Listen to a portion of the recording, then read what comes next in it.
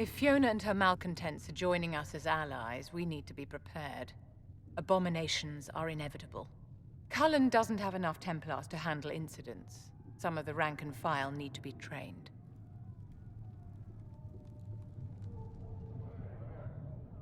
The last thing we need are abominations running amok. I knew you would have a proper grasp of the situation. I'll have a word with Cullen. We are reliant on his people, absolutely. There has never been a greater threat to mages than the breach. Until it is closed, no one is safe.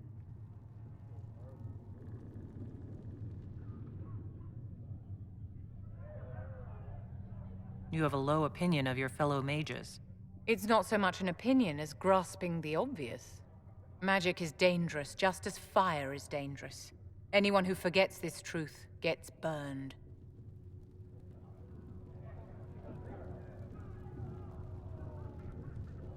You're preaching to the choir, Vivian. Tell me something. As you will no doubt have a hand in shaping it, what future do you see for mages?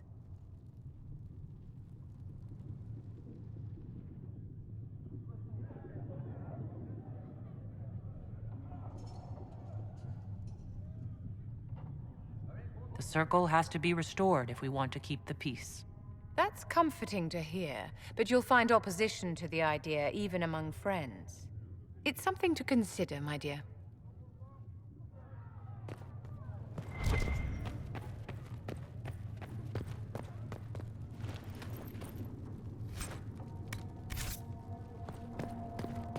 The Inquisition appreciates your assistance in this matter, Lady Corbin. And my miners appreciate your business. You'll have your lyrium by the end of the week. I should tell you, Ambassador, the Chantry raised some fuss when they learned about our arrangement. The Inquisition must certainly seem an audacious idea to the Grand Clerics. We hope to convince them it is a necessary one as well.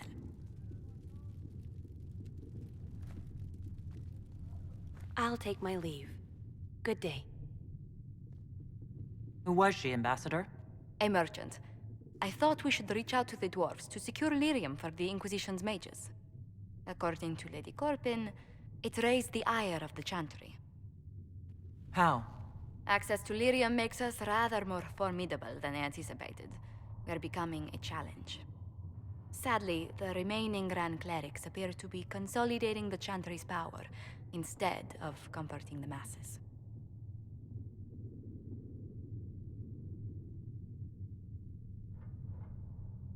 Mage circles started falling years ago. The Chantry was troubled even before the Divine's murder. Yet many people continue to bear it great love. We will not benefit from its decline. Little but the Chantry ties Orlais, Nevara, Ferelden, Antiva, and even Rivain to a common cause. Has the Chantry truly promoted such peace? Andraste's chant is familiar across kingdoms, a source of many shared customs. That is the crucial point. Common ground is the start of all negotiations. I suppose a shared faith can be useful when talking with strangers. Precisely. And these similar interests are merely where we begin. We must learn to think beyond our own wants to secure peace in Thedas.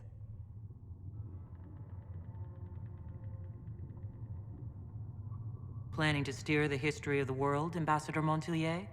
I believe the Inquisition is already charting that course. Which brings me to a question, if you have a moment. The remaining Grand Clerics sent a missive inquiring about the events at the Temple of Sacred Ashes. They demand to know whether the Inquisition officially claims that Andraste saved you from the breach. If it were up to you, how would you reply?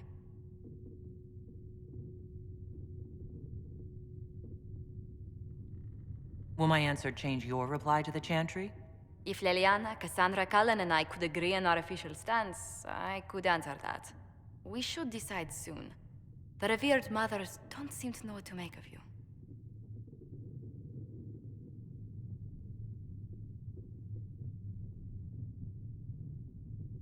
I'd tell the Chantry I was saved by circumstance, not divine intervention.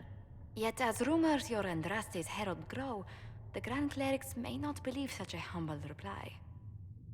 A difficult situation, and I thank you for your answer. A good day to you.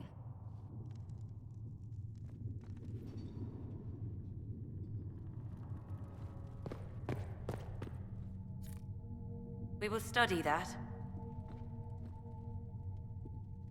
What may I do for you? Let's speak later. Farewell.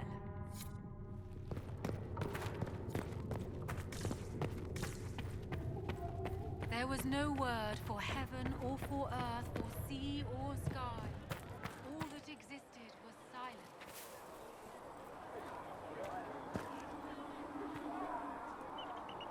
It is good to be surrounded by mages again. Really? The debate, the crackle of magic, the smell of old books. The breach is a magical problem. The mages will help us solve it.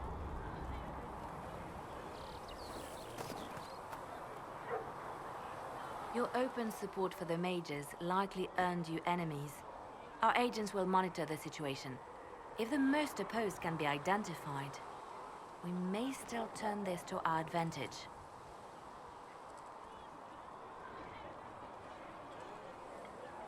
You're not planning assassinations, are you? I was planning to unleash Josephine on them. She kills with kindness. Regardless, I applaud you for the courage to stand up for the mages. In Redcliffe, you sacrificed yourself so that I could return here. Of course I did. One small life in exchange for a second chance at history. I always loved a bargain. It was still a sacrifice, and still noble. And I would do it again. I'll leave you to your work.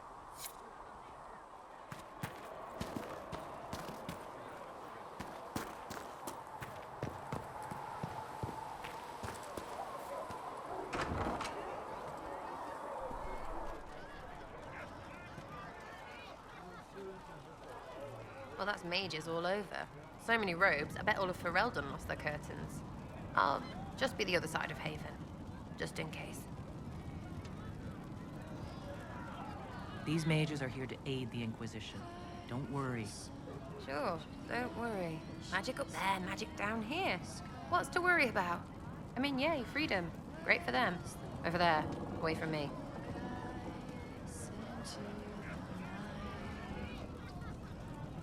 You apparently have a lot of friends. Tell me about your network. It's not mine, right? I mean, it is, but it's also everyone. Everyone who wants to shove it to nobles who hide behind gold and silk. And hats, I guess.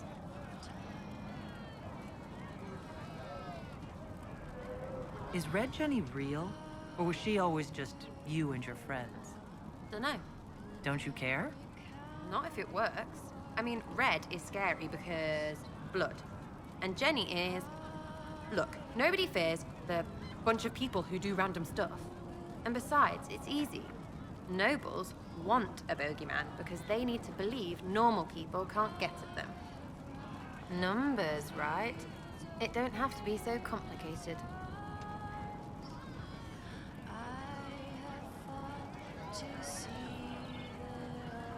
Seems like it should be more complicated than that. That's why you'd be bad at it and why I'm here. You don't want to play, don't play. That's simple too. We'll talk another time. It's all good, innit? Just returning the cups, Melissa. Thank you for bringing us drinks. The Mage Rebellion joins the Inquisition. I've got to admit that's a twist I didn't see coming. One thing you saw in the future worries me. I mean, it was all bad. But red lyrium in Ferelden, infecting people and growing out of them, that's bad. Finding more of it really punches a hole in my red lyrium at the temple was a coincidence theory. How long does it take for red lyrium to grow? How fast can it spread? It took years to infect people in Kirkwall, but no one there was actually ingesting the stuff. This Elder One managed to take the worst thing I can think of and make it worse. That's an accomplishment. The Inquisition has the numbers to track down all this lyrium and destroy it. I hope so. I don't want to think about what happens if it starts a plague. I've got people trying to find out where the red stuff came from. I think maybe we should make that a priority. But that's enough doom and gloom. You just won a big victory for the Inquisition. What are you going to do to celebrate?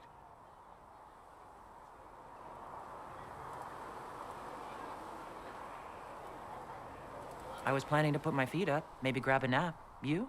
Whatever I do, it'll be as far from Cassandra as I can get. Things should be calm around here for at least the next hour. Take a moment to enjoy it. If the world's about to end, I'm sure the Seeker will let us know.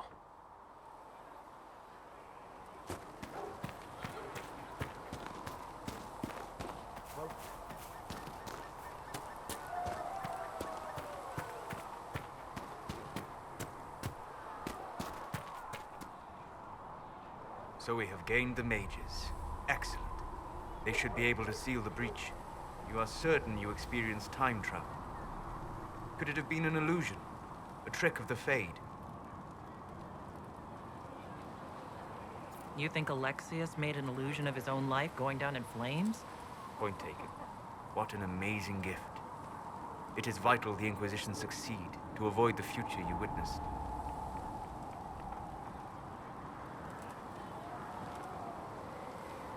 I'm surprised you're not more interested in your own future. I know enough. If that future happened, then I, and Cassandra, Cullen and the rest, failed to stop this Elder One. Speaking of which, you should ready yourself. For? This Elder One. You have now interfered with his plans twice. Once at the Temple of Sacred Ashes, and now again at Redcliffe. A being who aspires to godhood is unlikely to ignore such an affront.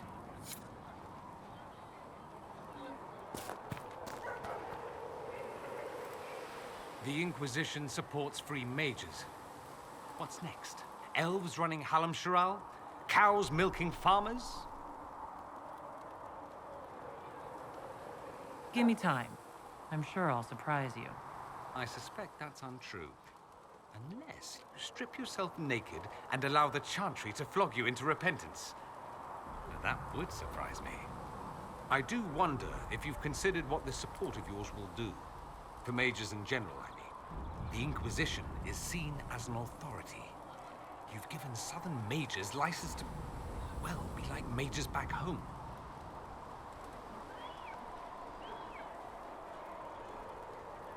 What would be wrong with that, exactly? Nothing, at first. Thing is, the Imperium was once just like the South. Templars, proper circles, all that rot. Then it changed, by inches. Not that this is reason to oppress us. Still, my homeland should be a cautionary tale, not a source of inspiration.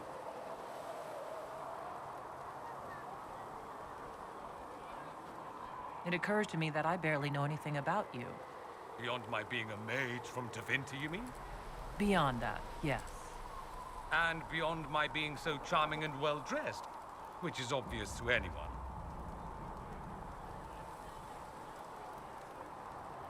You certainly think highly of yourself. It's true. I could be more modest, but I'd be lying. Now, what was I talking about? Ah, yes, me.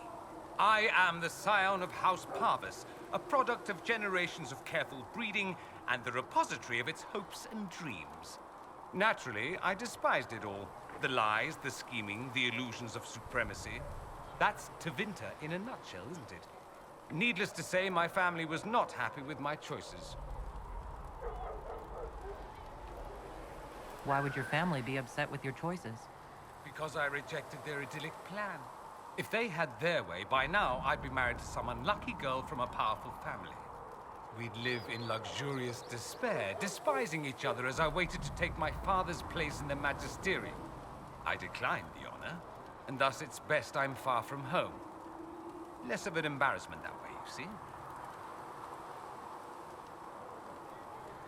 I'm getting the impression that you don't care much for your homeland.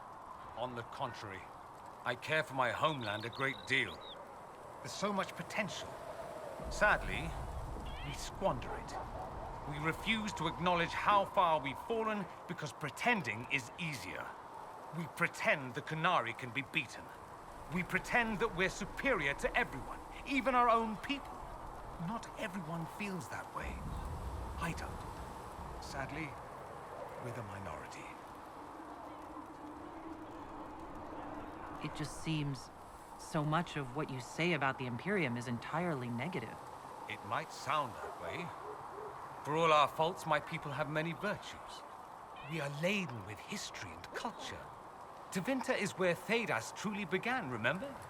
We treasure our past and preserve it. You can walk down a side street and find nothing built during the modern ages. And despite appearances, we care. Deeply. About everything. We have no reserve, not in war and not in love. If I truly believed my homeland was beyond all hope, I wouldn't miss it so much.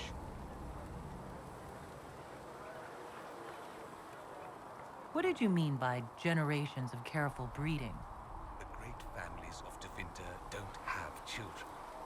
They refine traits, weed out the undesirable, and promote the rest. My mother was chosen for my father because magic runs strongly in her blood. Never mind that they loathed each other. They wanted a son who could become Archon to make House Parvis the envy of the Imperium. They got me. A cautionary tale that you should be careful what you wish for. Why remain with the Inquisition? Why not go back to Tevinter? I'm not exactly welcome back home. Not that it matters, I'm quite accustomed to being a pariah. It adds to my charm. I can do more for Tevinter here. If the Venatori succeed, it'll set my homeland back 1,000 years.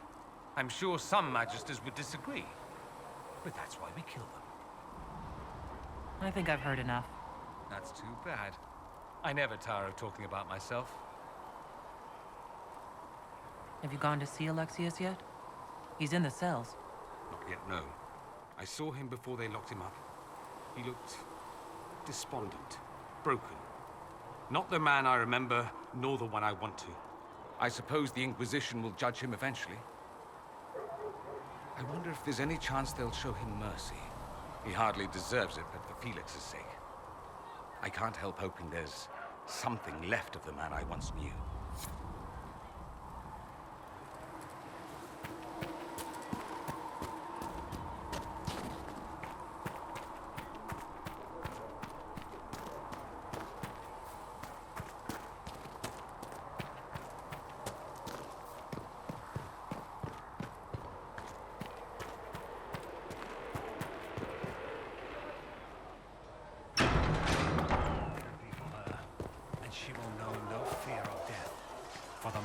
Shall be her beacon and her shield, her foundation and her sword.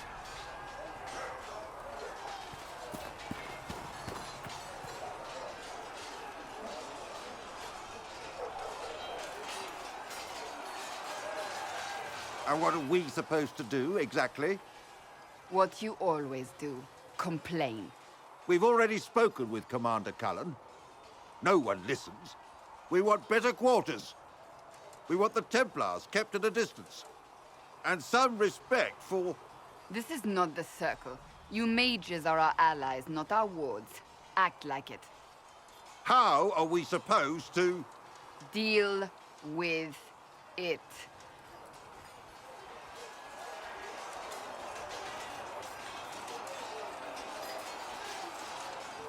It never ends, evidently.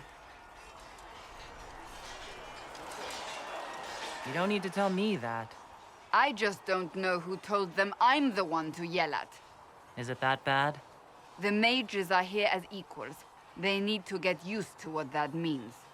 It is your doing, after all. You created this alliance. Well, I hope it works. What other choice do we have? Oh. I do sound like I'm blaming you, don't I? I don't disapprove. In fact, you did well. You made a decision when it needed to be made. And here we are. I wish I could say this was my doing. We wouldn't be here at all if you hadn't stood up to the Chantry. You're being kind. You're discounting your role in this. Let's close the breach. Then we can say how successful I was.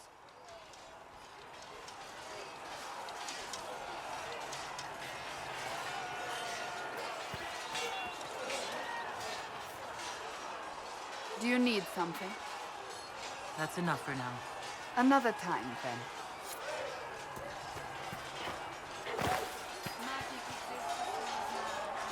The mages are ready to approach the breach. I pray this will be enough to close it.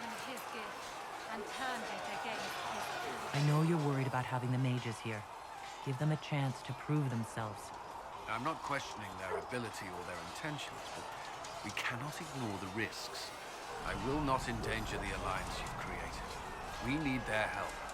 Any precautions taken will be to ensure the safety of our people and the mages themselves. Nothing more.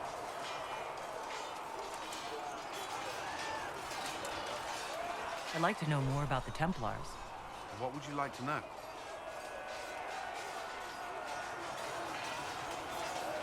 Why did you join the Order? I could think of no better calling than to protect those in need. I used to beg the Templars as our local chantry to teach me.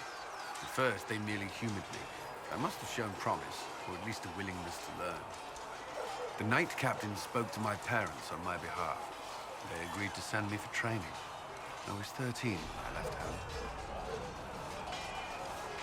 13? That's still so young. I wasn't the youngest there. Some children are promised to the Order at infancy. Still, I didn't take on full responsibilities until I was 18. The Order sees you trained and educated first. What about your family?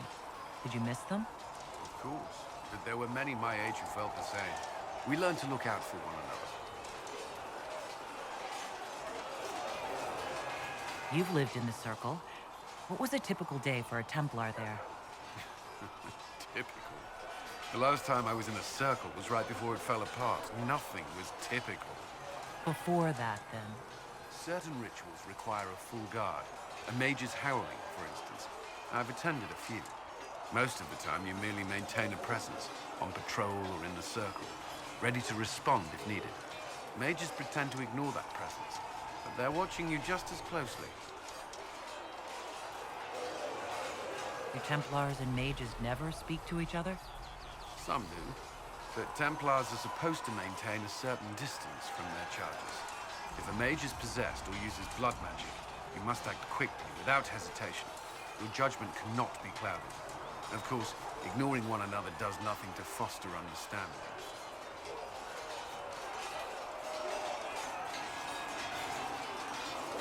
That's all I wanted to know. Thank you. I'm sure you have other matters to attend.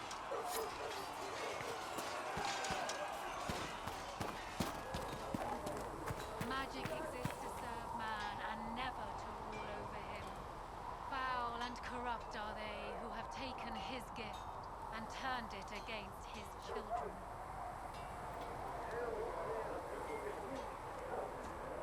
So, that Tevinter guy sent you into the future?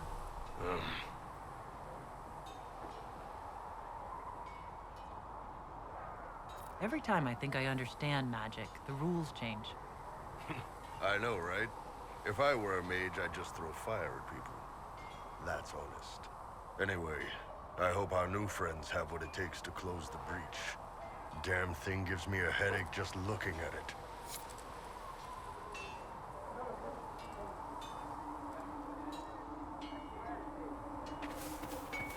Good day to you.